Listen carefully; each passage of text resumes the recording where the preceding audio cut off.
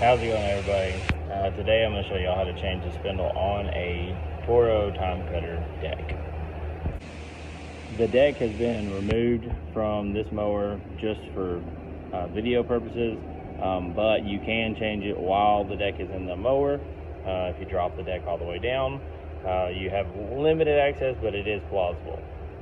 Alright, first you're going to need a 15/16 and a 1/2 inch impact, or you might be able to get it with a 3/8. And you're going to take this nut off here. With the nut removed, we're going to pull the pulley off, set it to the side. Then we're going to remove 4 of these self-tappet 1/2 inch. We recommend that when you are replacing a spindle to replace those tappets because sometimes they'll snap off.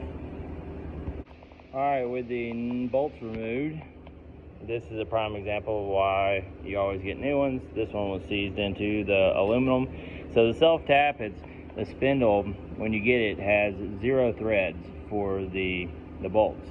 The bolts themselves are tapered, which allow it to cut its own thread into the spindle. So that's why we always recommend some bolts when you're going to replace the spindle, at least on a time cutter.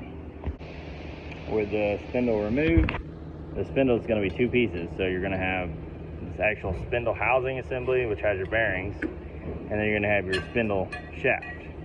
You need to inspect the shaft, make sure it's not bent, make sure your threads are okay. If it's fine, you can put it into the new spindle.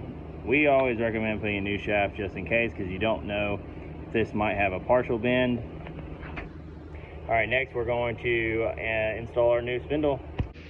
So here's the replacement spindle housing assembly. So it comes with the bearings, and these are, see, not threaded.